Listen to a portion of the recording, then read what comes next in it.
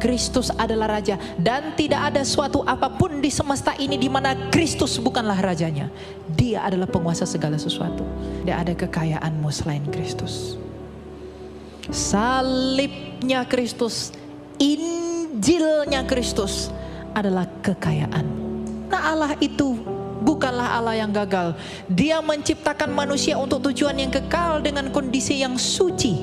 Tetapi ketidaktaatan manusia menajiskannya. Maka ketika dia mencipta manusia oleh karena kasih, dia memulihkan manusia melalui Yesus Kristus juga dengan kasih. Maka dia menutupnya juga dengan kasih. Karena Allah adalah kasih. Apa hanya oleh karena Kristus? Yang dia berikan itu yang paling berharga baginya. Anaknya sendiri yang di dalam dia, yang dia hadiahkan bagi kamu. Dia tidak memberikan satu, dia memberikan segalanya bagi kamu. Karena kamu dicipta menurut gambarnya dia. Maka kamu dipulihkan pun oleh gambarnya dia. Untuk tujuan apa? Agar kamu segambar dan serupa dengan dia di langit bumi baru. Anak-anak muda secara khusus. Di zaman ini engkau tidak dipanggil untuk berleha-leha di dunia ini. Engkau dipanggil untuk menjadi alat bagi pemberitaan Injil. Di dalam karirmu, di dalam bisnismu, di dalam pekerjaanmu, di dalam apapun yang kamu lakukan, Injil Kristus harus engkau beritakan melalui buah-buah hidupmu. Engkau harus menunjukkan, dan kemanapun engkau pergi, apapun yang kau lihat betapa besar dan megahnya dunia ini, betapa hebatnya seseorang di sana, betapa kerennya orang di sana, engkau harus memiliki perasaan dalam hatimu bahwa salib itu yang membuat aku hidup. Engkau jangan tergoda dengan pengajaran-pengajaran bodoh dunia. Pemberitaan tentang salib adalah kebodohan bagi dunia, tetapi itu adalah kekuatan bagi Allah.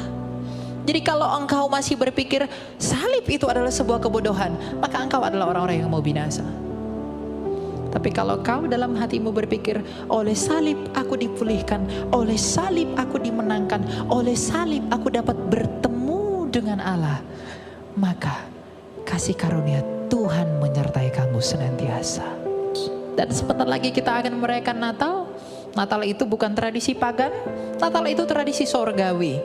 Karena yang pertama kali merayakan Natal adalah malaikat. Dia telah mati dan hidup kembali. Ia mati karena kasih, ia hidup. Maka karena kasih kita dipulihkan di dalam hidup itu.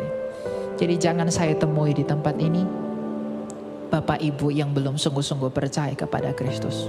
Maka di hari pengadilan kelak, ketika dia menghakimi, dia mengenali dan memeteraikan engkau bahwa ia adalah hakim, tetapi sekaligus adalah pembelamu. Maka tidak ada kebinasaan bagi kita. Bagikanlah Injil ini. Injil adalah semua orang di dalam apapun yang kamu miliki. Kamu boleh berambisi jadi kaya, kamu boleh berambisi jadi kuat, kamu boleh berambisi menjadi bijaksana. Tetapi Nabi Yeremia memperingatkan kamu, janganlah kamu bermegah karena kekayaanmu, kekuatanmu, dan kebijaksanaanmu. Tapi biarlah engkau bermegah oleh karena engkau mengenali dan memahami bahwa Allah Tritunggal itu adalah Allah yang penuh belas kasih, keadilan, dan kebenaran. Belas kasih dinyatakan oleh Sang Bapa, keadilan dinyatakan oleh firman yang hidup di dalam salib itu, dan kebenaran itu dimeteraikan oleh Roh Kudus. Maka di dalam kepenuhan Allah Tritunggal, engkau mengenali siapa Allah yang sejati. Maka teguhlah dan diamlah di dalam Injil itu, berbuah lebat dan pergilah ke seluruh bangsa, agar ketika engkau mati, engkau mengucapkan apa yang diperkatakan Rasul Paulus, bahwa hidupku adalah Kristus dan matiku adalah keuntungan. Kristus menjadi nyata. Apakah aku tidak dapat mengatakan bahwa di dalam keberdosaanku lah kemuliaan Allah dinyatakan melalui pengampunannya di dalam Injil. Maka ketika Anda melihat semesta yang begitu agung, Anda melihat karyanya yang luar biasa, tentu puji-pujian datang dari mulutmu memuliakan namanya. Tapi apakah engkau tahu bahwa ternyata Tuhan menjadikan dijadikan segala sesuatu oleh firman-Nya yang hidup. Dan firman itulah Yesus Kristus. Ketika kita berbicara tentang Natal, kita harus berbicara tentang salib. Ketika kita berbicara tentang kelahiran, kita harus berbicara tentang kematian. Karena ketika kita berbicara tentang kematian, kita berbicara tentang kebangkitan. Bapak, Ibu, saudara-saudara yang terkasih, tidak ada yang seperti Kristus di semesta ini. Bahwa pada mulanya Dia adalah firman yang hidup, yang datang dari Bapanya, yang menyatakan kasih Bapanya, bahwa kita bisa melihat kemuliaan Allah di dalam dirinya, dan apa yang Ia jadikan dan nyatakan menurut kehendak sumbernya. Oleh karena itu, karena Ia telah lahir, oleh karena Ia telah mati, dan Ia tidak hanya mati, tapi karena Ia telah bangkit, maka kita semua yang harus mati. Jikalau engkau mau memperoleh hidup, maka engkau harus percaya kepada Dia yang telah hidup kembali. Keagamaan di dunia ini begitu bodoh. Filsafat dunia ini begitu bodoh.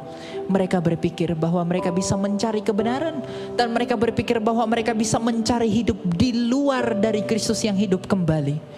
Apakah engkau bisa berharap kehidupan dari yang mati? Apakah engkau bisa berharap kekekalan dari Dia yang tidak kekal? Mungkinkah engkau berharap kebenaran dari Dia yang tidak berbuat benar? Tetapi Kristus sendiri telah dinyatakan untuk memuliakan Allah kita, bahwa tak satu pun yang telah mati namun hidup kembali selain Dia. Dia lahir memang untuk mati, agar kamu dilahirkan kembali. Dia lahir untuk mati, tapi Dia mati untuk bangkit. Maka ketika dunia ini mengajak kamu, mari tinggalkan Kristusmu itu. Mari lupakan Yesusmu itu. Jangan percaya kepada Kristusmu. Datanglah kepada yang di luar Kristus, agar aku memberikan engkau rupa-rupa dunia. Berapa lama engkau akan bertahan? Berapa lama engkau akan memperoleh segala sesuatu? Tapi kalau pada akhirnya engkau mati. Agamaan di dunia ini selalu berusaha mencari jalan. You are wrong. Kristus adalah jalan. Filsafat Yunani selalu mencari mana yang benar. Kristus berkata, I am the truth.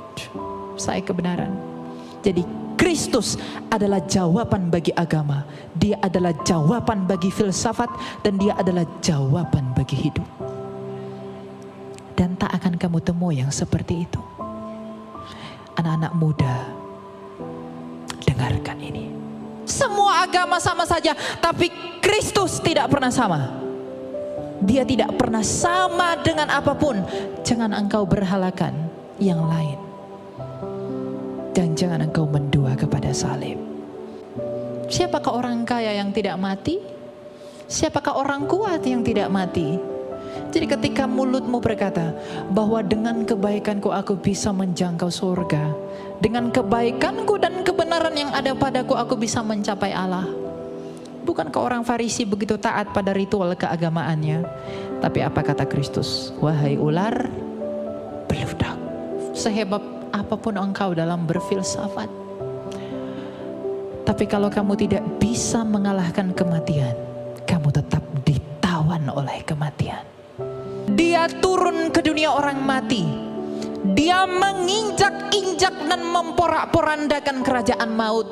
Dia mengambil kunci itu dan bangkit sebagai pemenang. Dengan kebangkitannya, Ia menggenapi janji Allah kepada Adam dan Hawa, bahwa anak laki-laki dari perempuan ini, Ia yang akan meremukkan kepala ular, dan ular itu akan meremukkan tumitnya.